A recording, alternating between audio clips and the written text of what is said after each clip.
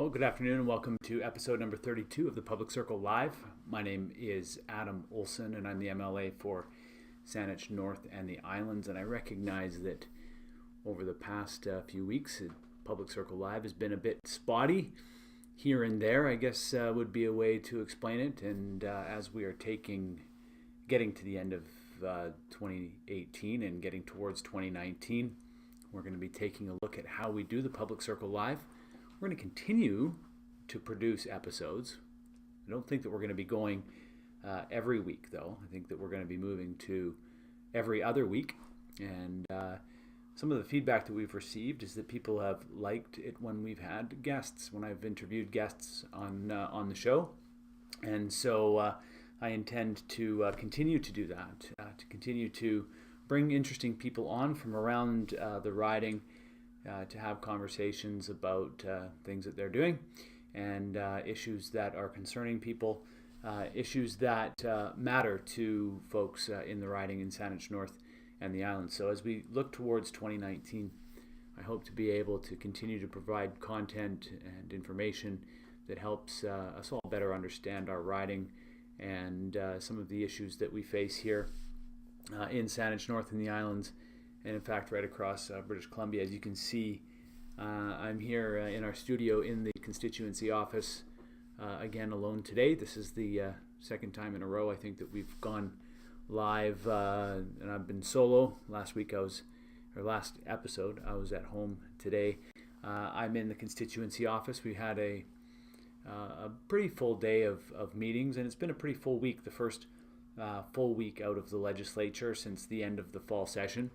And one of the meetings that I had today was one that, as for those of you who've been watching this show and watching each episode as it's evolved over this past year, that I've talked an awful lot about salmon, about wild salmon. And today I had a really an excellent meeting with a handful of folks that have worked and lived salmon, breathed salmon their entire life. And so as you can imagine, this constituency office was rocking.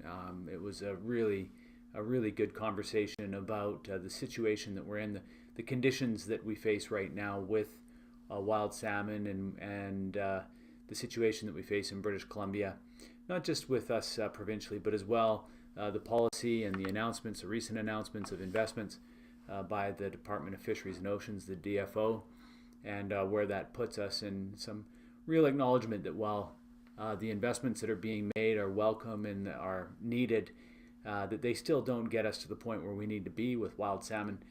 They still are just literally a drop in the bucket. So while I think that we should be excited that there is money coming, we still have to be acknowledging the fact that there continues to be significant lack of resources that are necessary in order to get our wild salmon stocks back to where they need to be. That's at a federal level.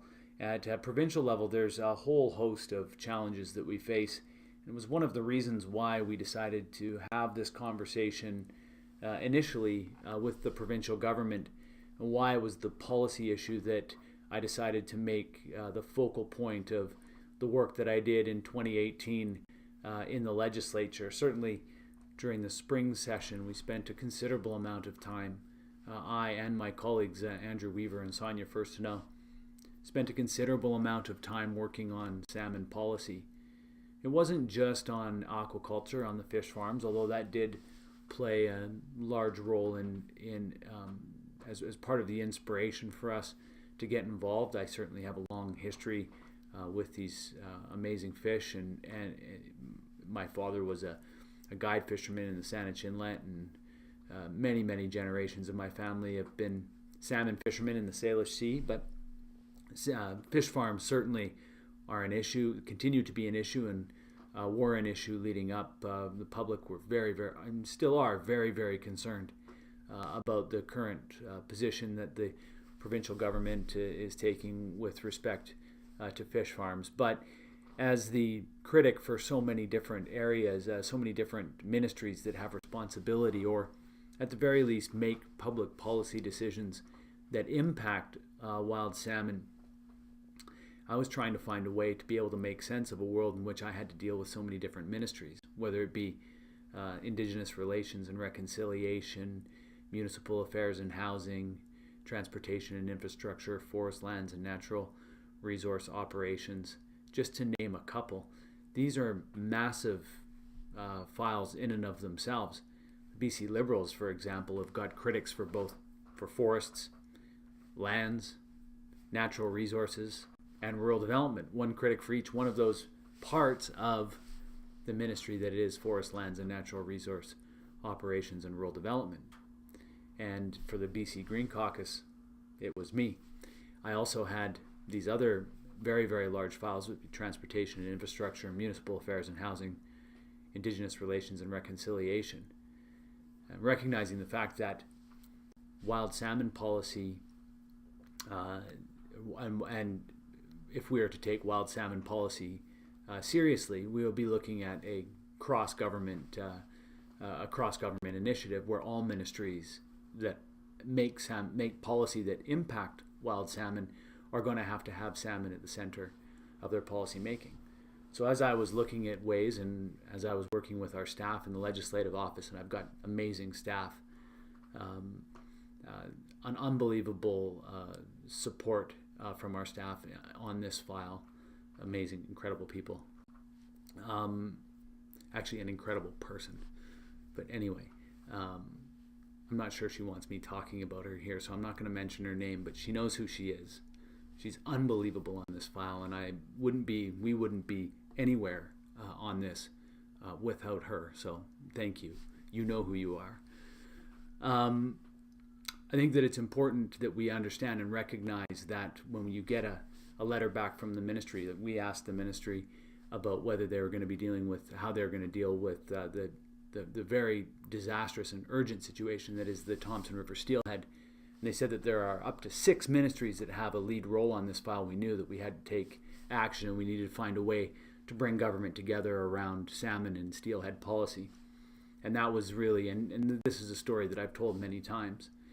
And so today, when I'm getting to the beginning or end of the first week of December, and I've got some incredibly passionate people, all gentlemen that have formerly worked in the provincial government and are taking a look at what we're doing now and taking a look at the policy work that they've done in the past, extremely passionate about this subject, and really want to continue to be of assistance, and really want British Columbia to continue to be able to view itself as a salmon culture. It's a salmon province. So they came and visited me today and imparted their wisdom on me, and I feel extremely thankful that these gentlemen took the time to come and meet with me and give me the information that they had. They left me with a number of different ideas and policy areas that we need to focus on, and I'll go through them here in the remaining time that we have in this episode of the Public Circle Live. The first and perhaps the most important one, the issue with which we need to take action on immediately, is around habitat. And one of the gentlemen worked in habitat and really could not put a strong enough emphasis on the fact that the amount of habitat that we have lost, the destruction of incredibly vital ecosystems across our province to salmon, for salmon, it really does not matter how many salmon that hatcheries create, or how many closures that DFO does for commercial, or for how many closures that they do for recreational fisheries. If we in this province don't get habitat destruction, habitat loss, habitat restoration, and this point, habitat protection, if we do not get this right, all of that other work is for naught. And we often hear about how can we create more fish? How can we create more fish? And we hear that from government, and we hear that from people around government. The point here is that we're going to have to make some tough decisions. We have no choice on this.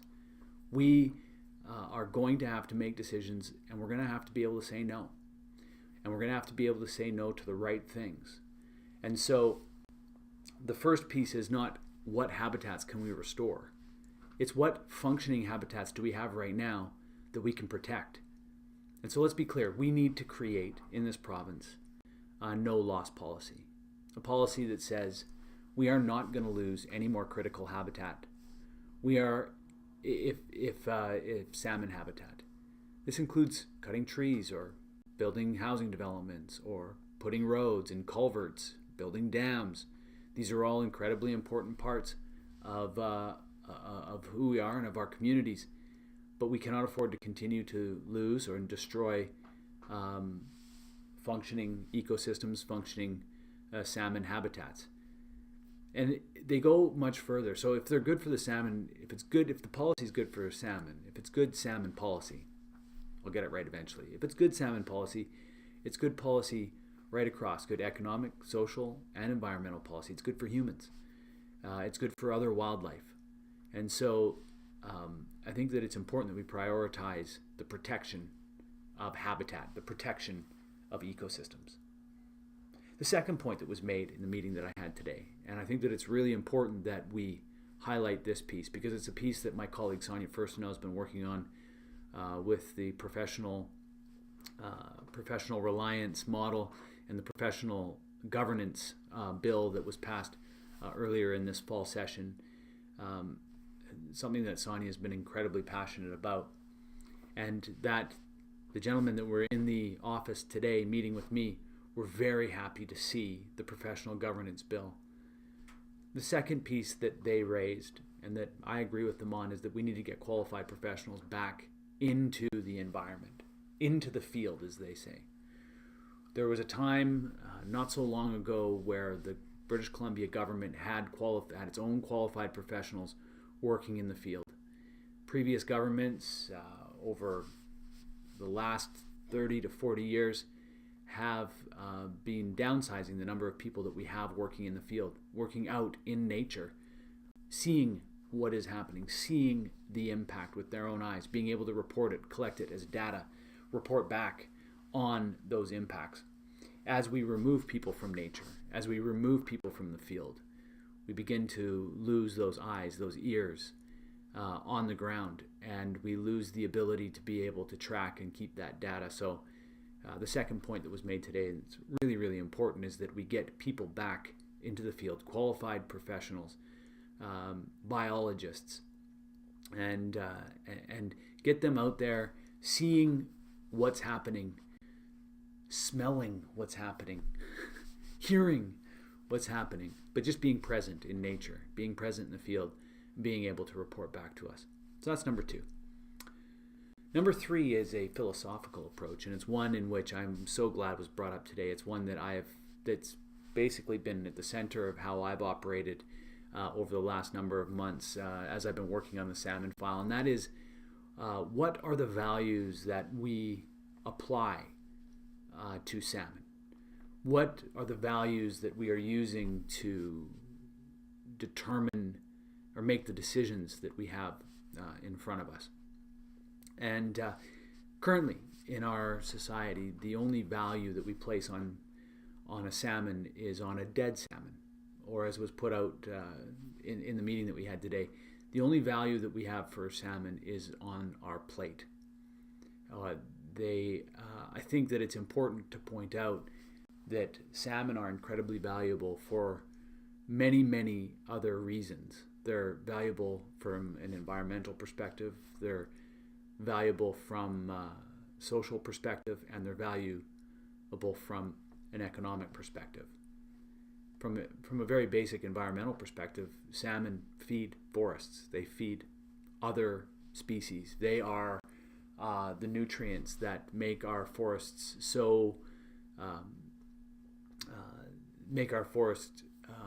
ecosystems so plentiful, and they nourish those ecosystems. And so I think that it's important for us to recognize that salmon are such an important keystone species to so many other species on the coast, that when salmon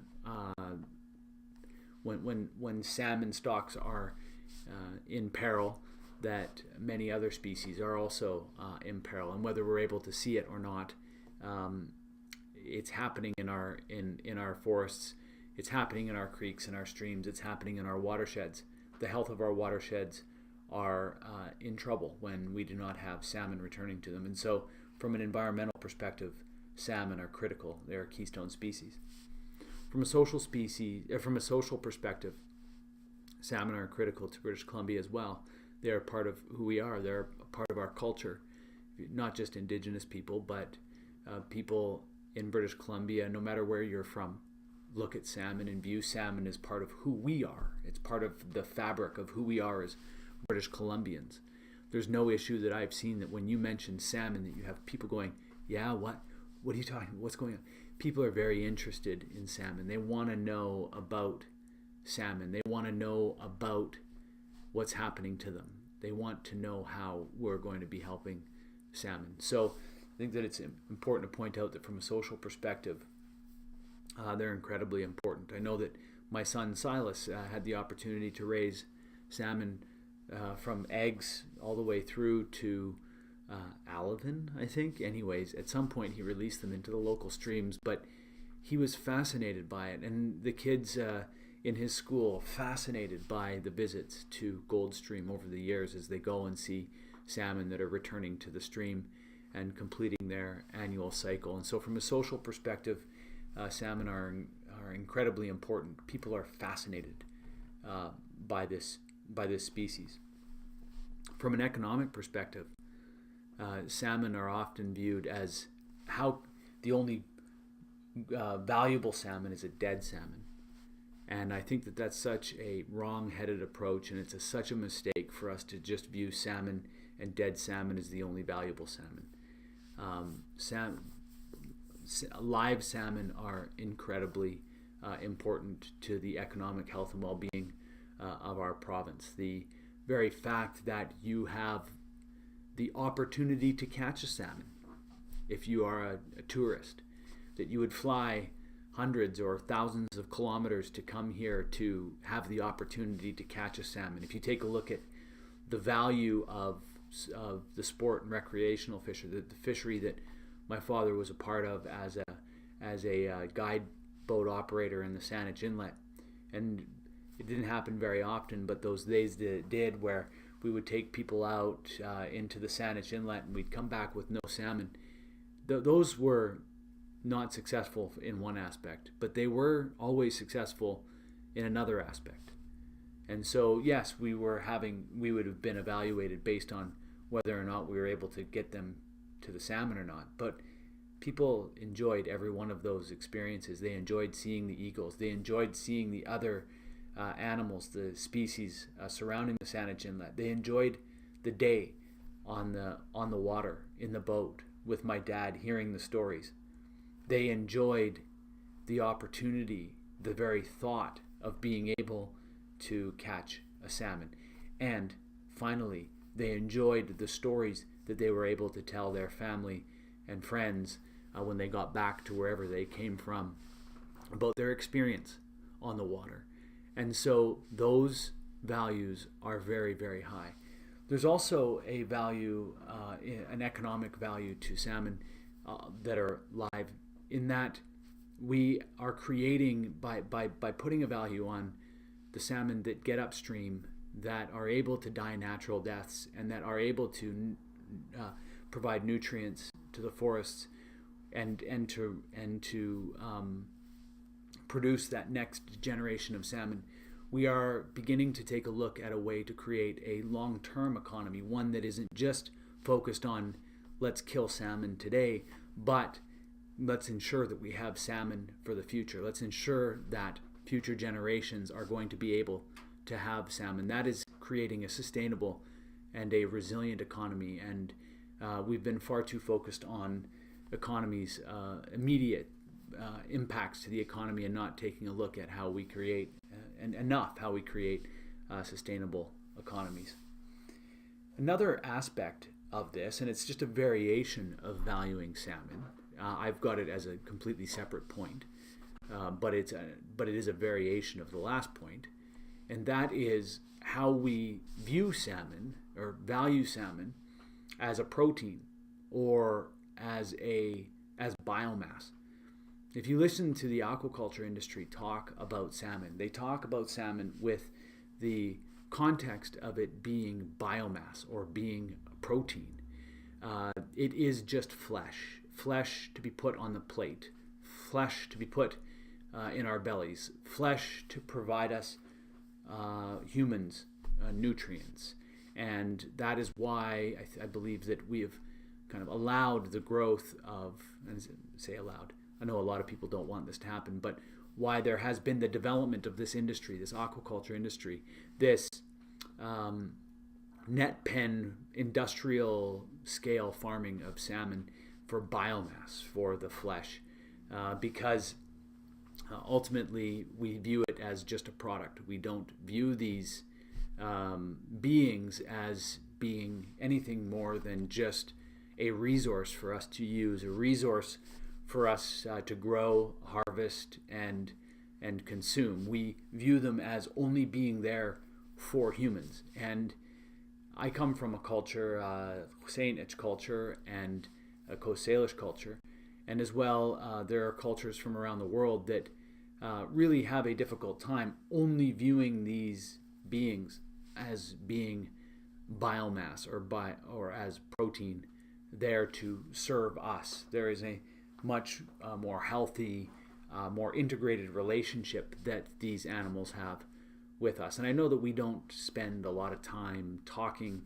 like this, but this is, I think, important for us to acknowledge and to recognize that we have a duty and a responsibility to the ecosystems around us, to the other beings around us, to pay respect to them, to not just view them as there for our use, but to recognize that they are part of a much more comprehensive network, a much broader network, and that we have a responsibility to be a part of that network. And so part of the value issue that I think that needs to be addressed is how we place ourselves in the food web, where we place ourselves in the food web, and how we see the other animals around us.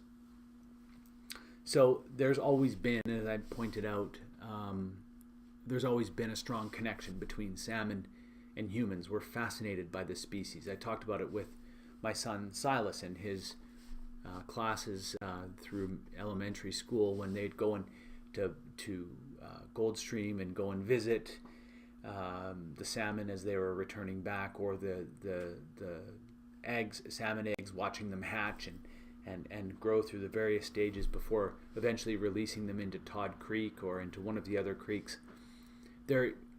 I can see at a very base level this strong connection that there is between humans and salmon. If you've heard the stories from Husseinich, and if you take a look at the comments that are being left here from Celilia Claxton and the stories of the Husseinich, you'll know that there is a much different relationship between the First Nations view of the salmon and this modern day view of the salmon. Maybe I shouldn't put it this way. The context with which we as a society view salmon as today. That's a better way of putting it. So as we peel back the layers of that, the stories of how the salmon got to be where they are is from the Husseinich storytellers that I've heard, is that they were people and that they were transformed, that the Creator transformed them. And when you start to view them as that, you start to change the relationship that you have with them. You start to pay different respect to those places that they return to.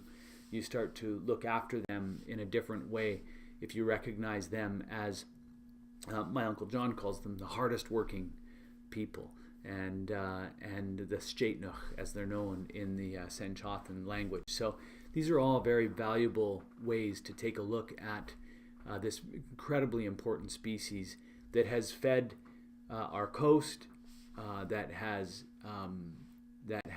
been an incredibly important part of the culture of our coast, that has been incredibly important part of the economics of our coast going back many, many generations, thousands and thousands of years. One of the aspects of this which we often don't talk about, and this is the sixth point that we had the discussion about today, is about commercial fishing. And this is one which is often not addressed because it's a little bit more of a controversial issue, but it's one I think that we absolutely need to address. We are not going to be able to continue to operate as we have always operated. The world has changed.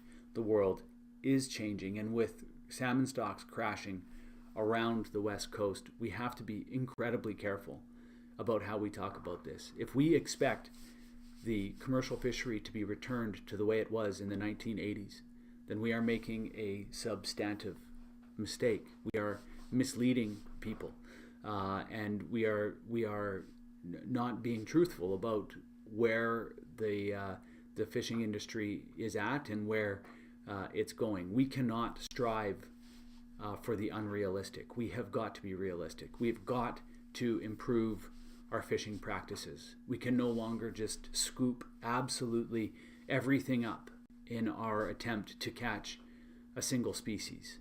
It's not a sustainable fishery as we need it to be. So I think that we need to have some courage and willingness to be able to talk about how we are going to undertake commercial fishing in the future.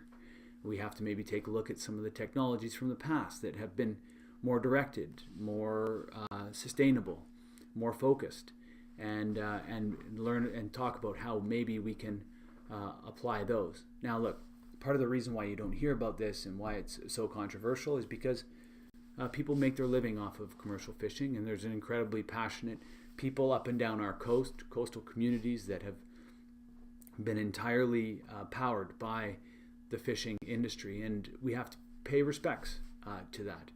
But with the changing quotas, with the consolidation of quotas, with the interests being all consolidated into just a very few, and in some cases offshore interests, we have to ask the question, are the coastal communities on the coast of British Columbia benefiting from the commercial fishing anymore? Is our commercial fishery producing fish that are then just being sent to foreign markets? Did you know that you could buy pink salmon that were caught in British Columbia but processed and packaged in China?